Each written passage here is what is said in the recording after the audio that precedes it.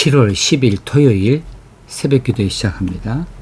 오늘의 본문 말씀은 히브리서 7장 16절에서 19절까지 말씀입니다. 그는 육신에 속한 한 계명의 법을 따르지 아니하고 오직 불멸의 생명의 능력을 따라 되었으니 증언하기를 내가 영원히 멜기세덱의 반차를 따르는 제사장이라 하였도다. 전에 있던 계명은 연약하고 무익함으로 패하고 율법은 아무것도 온전하게 못할지라. 이에 더 좋은 소망이 생기니 이것으로 우리가 하나님께 가까이 가느니라. 아멘. 지금 계속해서 보고 있는 내용이 예수 그리스도의 제사장 되심, 그 온전하신 제사장 되심, 그것은 레위 지파의 혈통을 따라서 있게 되어지는 이런 연약한 무익한 이런 제사장이 아니고 하나님께로부터 부여받은 이런 온전한 제사장으로서 마치 멜기세덱의 제사장인 것처럼 멜기세덱의 반차를 따르는 제사장 되어주심을 이야기하고 있습니다. 오늘 16절에 그는 예수 그리스도를 말합니다. 육신에 속한 한 계명의 법을 따르지 아니하고 그랬어요. 육신에 속한 한 계명이 무엇일까? 여기서 한 계명은 율법이죠. 율법에 따르면은 제사장직은 레위 지파 중에서만 가능하고 그 중에 아론의 후손만이 이 제사장 직분을 수행할 수 있었어요.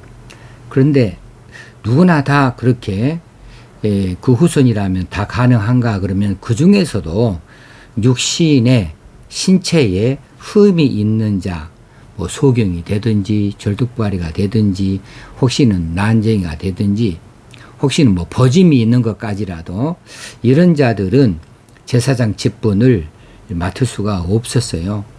그러니까 율법에서 정한 제사장직은 일단 신체, 육신에 속한 것이니까 혈통을 봐요. 이게 아론의 후손인가를 보는 것이고 레위 지파인가를 보는 것이고 그리고 또 신체 조건까지도 따졌다. 그러니까 신체에만 매였다는 사실이죠. 이것이 율법에 따른 제사장 직분의 조건이에요. 거기에는 영적이든지 아니면 인격적이든지 하는 그런 부분에 대해서는 전혀 관계가 없었습니다.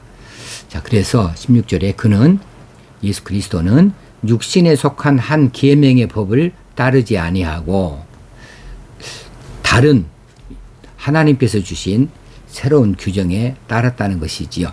자, 그래서 그리스도는 이런 육신에 관련되어진 이 계명, 율법의 규정에 매이지 아니하셨다. 상관이 없었다. 왜냐하면 그리고 그분의 제사장 되심은 육신의 조건 때문에 된 것이 결코 아니었고 하나님의 직접적인 이런 임명, 하나님이 직접 임명하셨지 않습니까? 하나님의 직접적인 임명하심과 예수 그리스도 당신 자신의 본질, 하나님의 아들이신 하나님이신 영원전부터 계신 자신의 이 본질과 그분의 인격과 성품의 근거를 두고 있다고 하는 사실이죠. 그러므로 그리스도의 제사장 되어주심은 온전한 제사장의 일을 할 수 있다라고 하는 거지요. 사람들의 손길에 의해서 육신의 혈통을 쫓아서 난 이 제사장들은 너무나 연약해서 하지 못하는 그 일들을 그리스도께서는 얼마든지 하실 수 있었다. 그래서 그 다음 구절에 나오는 것이 그는 육신에 속한 한 계명의 법을 따르지 아니하고 오직 불멸의 생명의 능력을 따라 되었으니 이 불멸의 생명의 능력을 따라 되었다. 예수 그리스도의 제사장 되심은 오직 불멸의 생명의 능력을 따라 되었다. 이렇게 밝히고 있습니다. 여기서 불멸이라고 하는 것은 멸함이 없는 것이 불멸이죠. 사라지지 않는 것이 불멸이에요. 그래서 이전 성경에는 무궁이라고 해서 무궁. 그리스도의 제사장 되심은 무궁한 생명의 능력을 따라 되었다. 불멸의 능력을, 생명의 능력을 따라 되었다는 사실이죠. 여기서 생명의 능력 했는데 이 능력이라고 하는 단어는 디나민이에요. 이 디나민은 하나님께로부터 나오는 능력을 말합니다. 그래서 이 생명의 능력, 하나님께 나온 것이죠. 그래서 이 불멸의 생명의 능력, 이것은 예수 그리스도의 부활을 염두에 두고 하는 말인 것 같습니다. 자, 예수 그리스도 십자가에 죽으셨어요. 사람들은 다 죽은 줄 알았어요. 끝난 줄 알았어요. 아, 매장되었어요. 완전히 끝났다고 생각했겠지요. 그런데 그분은 죽으실 분이 아니었습니다. 그분은 부활하셨습니다. 하나님은 결코 죽으시는 분이 아니죠. 불멸이다. 영원한 분이시고 무궁하신 분이시다 하는 사실입니다. 그래 생명의 능력을 따라 되었다. 오직 불면의 생명의 능력은 하나님께서 주시는 것인데 하나님께서 주신 이 생명력 능력을 따라서 그분이 제사장 되었다는 사실이에요. 그렇다면 그리스도의 이 불멸의 생명의 능력은 하나님께로부터 부여받았고 그리스도를 따르는 자들, 그리스도에게 속한 자들, 그리스도에게로 오는 자들, 이 모든 자들에게 그리스도께서도 불멸의 생명을 주실 수 있다는 사실입니다. 하나님께서 그리스도에게 불멸의 생명의 능력을 따라서 제사장이 되게 하여 주셨으니 이 제사장 되신 그 예수 그리스도를 통하여서 그분께 나아가는 자들은 그 제사장으로 인하여서 불멸의 생명의 능력을 얻게 되어질 것을 말씀하고 있는 거죠. 자, 17절에 넘어가면 증언하기를 네가 영원히 멜기세덱의 반차를 따르는 제사장이라 하였도다. 그래요. 이건 이미 우리가 알고 있는 내용이고 이 앞에 서서 살핀 내용입니다. 그분은 육신에 속한 계명의 법을 따르지 아니했다. 이것은 아론의 후손으로 제사장이 된 것이 아니다. 레이지파의 혈통을 따라서 제사장이 된 것도 아니다. 그분은 한 계명의 법, 율법을 따라서 이렇게 제사장이 되어진 것이 아니고 영원히 멜기세덱의 반차를 따르는 제사장이라 이렇게 말씀한 것을 이미 우리가 살펴봤습니다. 18절에 보면 전에 있던 계명은 연약하고 무익함으로 폐하고 그랬어요. 전에 있던 계명은 무엇이냐? 이것은 모세 율법이죠. 모세 율법은 연약하고 무익함으로 폐했다? 이것은 상당히 충격적인 이야기입니다. 이제 유대교에 속해 있다가 개종하여서 그리스도교 교회에 들어왔던 이 히브리인들의 생각으로는 이건 충격적인 이야기예요. 전에 있던 계명 모세 율법은 연약하고 무익함으로 폐한다. 이건 그들을 쉽게 받아들이기 어려운 이야기입니다. 그런데 지금까지 예수 그리스도의 그 우월성, 제사장 되심, 그리고 멜기세덱의 반차를 쫓는다. 이렇게 천사도 그리스도 밑에 있는 것이다. 뭐 또 선지자도 다 그렇다. 이렇게 이야기해 온 것은 결국은 지금 이 이야기 하려고 하는 것이었거든요. 예수 그리스도를 통하여서 이제 제사 지낸 바 되어지는 그 일이 그것만이 온전한 일이다. 이것이 영원한 일이 되어진다라고 하는 것을 말하기 위해서 모세 율법은 폐하여지는 것으로 말하고 있어요. 자, 유대인들에게 있어서 모세 율법은 절대적인 권위를 갖고 아주 신성시 되어지는 법이에요. 그들은 이렇게 대대로 이렇게 물려받았고 그렇게 살았어요. 그런데 이 율법이 연약하고 무익하다고요? 그러니까 폐한다고요? 이렇게 하는 것은 그들이 이해하기 어려웠는데 이 앞에 내용들을 쑥 지금까지 해온 이야기들 들어보면 그 부분에 대해서 동의하지 아니할 수가 없게 된 거죠. 그래서 그 19절에 앞부분에 있지만은 실상은 18절에 연결해서 나와야 될 괄호를 친 부분이 있어요. 율법은 아무것도 온전하게 못할지라. 이것은 19절에 있기보다 18절에 있으면 더 좋을 뻔했다 싶은데요. 자, 전에 있던 계명은 연약함으로 무익함으로 폐하고 가로 열고 율법은 아무것도 온전하게 못할지라. 율법은 아무것도 온전하게 할 수 없다. 자, 이 말은 이전에도 한번 살핀 바 있습니다. 자, 율법은 죄를 정죄하는 것이에요. 죄를 정죄할 뿐입니다. 죄가 무엇인가? 이렇게 하는 것이 죄다고 하는 그것을 말해줘요. 쉽게 말하면 죄의 목록표 같은 거예요. 이 율법이 있기 전에는 사람이 죄를 지어놓고도 죄인 줄을 몰랐을 수 있어요. 마음은 아플지 몰라도 이거 기준이 없으니까. 근데 율법은 이렇게 하는 것은 죄다. 이것은 이렇게 해당한다. 그는 이렇게 갚아야 된다. 이런 벌을 줘야 된다. 딱딱 끊어서 말해주는 것이 있어서 죄의 목록표이고 또 죄의 가지수를 말해주고 있는 것에 불과하잖아요. 그 정죄하기 딱 좋은 것뿐이에요. 근데 이 율법을 가지고 죄를 못 짓게 한다. 혹시는 죄를 용서한다는 것은 없잖아요. 그러니까 그런 부분에 있어서는 이 율법이 연약했다, 무익했다 이렇게 말할 수밖에 없었습니다. 연약하고 무익함으로 할 때에 연약한 것은 그 율법 가지고는 단 한 사람도 의의를 얻을 수 있도록 해주지 못해요.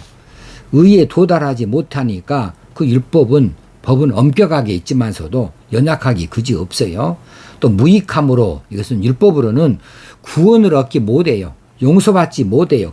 그러니까 무익해요. 유익이 없어요. 그래서 율법 이것은 연약하다. 그리고 무익한 것이어서 폐하였다.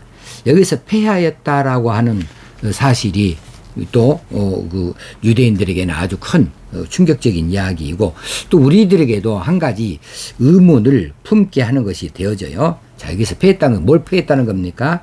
제사장직의 세습을 비롯하여서 이와 관련되어진 세부 규정이나 조항들 그런 것들을 폐하게 되어졌다는 것을 말해주고 있습니다.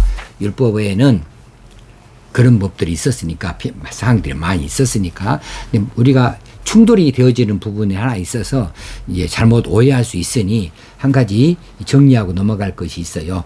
마태복음 5장 18절에 보면 예수님께서 율법의 1.1획이라도 반드시 없어지지 아니하고 다 이루리라 그랬어요. 율법의 1.1획이라도 반드시 없어지지 아니한다 했는데 아니 폐한다 이렇게 말해버리면 서로 충돌하지 않는가 모순이 아닌가 라고 하는 생각이 들 수 있겠습니다. 여기서 말하는 것은 오해하지 마시고 한쪽을 잘 파악을 해야 돼요. 율법에는 의식법과 도덕법이 있습니다. 신문법이라고도 하는 의식법과 도덕법이 있는데 이 도덕법까지 폐지되었다는 것이 아니고 의식법이 폐지되었다는 것보다는 완성되었다고 말하는 것이 더 옳을 거예요. 완성됐어요. 더 이상 필요가 없게 되어졌어요. 의식법 자체가 필요가 없이 되어졌다. 그러니 폐했다는 거나 마찬가지인데 그것이 이제 나빠서 폐한 것이 아니라 그것을 완전히 이루어 버렸으니까 완성해 버렸으니까는 이제는 더 줄 가치가 없다는 사실입니다. 예수 그리스도께서 오셔서 이 율법을 완성시켜 버렸어요. 그러니까 이 의식법을 완성시켰다고요. 그러니까 이 의식법 더 이상 살 것이 없어요. 예수 그리스도가 대제사장이 되었습니다. 그분이 영원한 제사를 지내버렸습니다. 제사장으로서 영원한 제물로 자신의 몸을 바쳐버렸습니다. 그래서 이 의식법이 제사법이라고 하는 이 법들이 더 이상 필요 없어요. 뭐 속건제니 속죄제니 뭐 이런 번제니 이것들이 다 필요 없이 되어버린 거 아니겠습니까? 자, 그래서 그리스도께서 오셔서 제사장으로 임명받고 율법의 완성을 다 이루셨기 때문에 율법 중에 있는 의식법에 속한 제사장직, 제사, 제도 이런 것들이 더 이상 필요치 않게 되어졌기 때문에 폐하게 되어졌다. 그것이 그 계명들이 연약하고 무익함으로 구원하는데 우리를 의롭게 하는데 무익해요. 또 연약해요. 그러니까 이런 것들이 다 폐하게 되어졌는데 그리스도께서 완성을 해버렸어요. 율법이 연약해서 하지 못한 것을 예수 그리스도 오셔서 모든 사람을 십자가 앞에서 의롭게 할 수 있겠습니다. 모든 사람들을 죄 가운데서 구원하여 주시게 됐습니다. 이렇게 다 완성을 해버리니까 이 의식법이 더 이상 존재할 필요가 없다. 그래서 지금 그 어떤 사람도 성전, 이스라엘의 성전도 없습니다. 이스라엘의 제사도 없고 우리도 제사를 안 드립니다. 누구도 제물을 갖고 예배를 나아가는 거 없습니다. 지금 어떤 대제사장이나 제사장이 필요합니까? 필요 없다는 거예요. 그러나 도덕법은 지금도 있어요. 도덕법은 이건 계속해서 지금까지도 있고 앞으로도 있어야 될 것들이죠. 그래서 오해가 없으시기 위해서 말씀을 드리고, 율법의 1.1획이라도 반드시 없어지지 아니하고, 그래서 이 의식법은 없어진 것이 아니라 완성됐다 이렇게 보는 것입니다. 그리고 이 도덕법은 없어지지 아니하고 다 이루리라. 이게 앞으로도 진행이 될 것입니다. 19절에 보면 이에 더 좋은 소망이 생기니 이것으로 우리가 하나님께 가까이 가느니라. 예수 그리스도를 통하여서 우리에게 정자 율법이 다 이루어지고 또 온전한 구원이 다 이루어지게 되어지니까 제사장으로서 역할, 또 제사를 지내는 모든 일들에 관련하여서 레이지파의 후손들이 했던 이 제사장직하고는 상대가 안 되는, 차원이 다르는 정말 온전한 제사를 예수 그리스도께서 제사장이 되어서 지내게 되어졌으니 더 좋은 소망이 우리 가운데 생겨졌고, 이것이 바로 구원이죠. 이것이 곧 하나님 나라를 바라보는 것이고 하나님의 백성이 되어지는 것이죠. 이 더 좋은 소망이 생기니 이것으로 우리가 하나님께 가까이 가느니라 그랬습니다. 오늘 말씀으로 통해서 은혜가 되어지길 바라고, 한 가지 우리가 율법의 사람이 되지 말고 은혜의 사람이 되어지자. 율법은 정죄하는 것이다. 은혜는 용서하는 것이다. 우리는 정죄가 아닌 은혜의 법으로 살아가야 하는 예수 그리스도의 제자들이에요. 하나님의 백성들이에요. 우리가 은혜를 받은 자들이니 우리도 은혜를 베풀어야 돼요. 우리가 용서받은 자들이 용서를 베풀어야 됩니다. 우리는 정죄받지 않았습니다. 근데 우리가 왜 사람들 자꾸 정죄합니까? 교회 생활에서 성도들을 대할 때 무엇이든지 누구에게든지 정죄하지 말고, 또 직장에서 사회에서도 누구인가를 자꾸 정죄하고 따지고 하지 말고 우리가 은혜로 용서하고 사랑으로 대접할 수 있어야 되겠습니다. 교회에서도 목회자를 대할 때 정죄하는 것보다는 또 따지는 것보다는 은혜의 법으로 격려하고 또 존중해주고 이렇게 따라주는 이런 일이 얼마나 더 귀한 일인가 싶습니다. 교회는 은혜가 넘치는 곳이 돼야 되고 성도는 은혜를 사모하는 사람이 돼야 되거든요. 그래서 성도들이 자기도 모르는 사이에 자꾸 정죄하고 손가락질을 하고 따지는 바람에 누군가는 상처를 받고 마음 아파하고 혹시는 덜어는 교회를 떠나는 일도 있고 한다면 얼마나 안타까운 일입니까? 서로 율법은 따르지 말고 우리가 예수 그리스도의 은혜를 따르자. 이 마음을 품고 오늘 하루도 살 수 있기를 바랍니다. 찬송가 복음성가 265장에 주께서 택하신 당신의 모습, 주께서 택하신 당신의 모습 어찌 그리 아름다운지요. 주님을 사랑하는 그 마음이 어찌 그리 사랑스러운지요. 주의 뜻대로 주 말씀대로 순종하며 사는 당신을 사랑합니다. 축복합니다. 주 내게 주신 참 사랑으로. 하나님 아버지, 오늘 또 우리에게 이처럼 귀한 말씀을 주셔서 감사합니다. 우리가 은혜 받았으니 은혜로 살게 하여 주옵소서. 우리가 용서받았으니 용서하는 사람이 되게 하여 주옵소서. 우리가 그리스도를 따르는 자들로 영원히 살 사람들이니 이제 그리스도 그분을 끝까지 붙들고 놓치지 않고 따라가는 저희들 믿음이 다 되게 하여 주옵소서. 오늘도 승리하는 삶이 되어지길 원합니다. 우리 주님 예수님의 이름으로 기도합나이다. 아멘. 오늘 하루도 승리하는 삶을 사십시다. 감사합니다.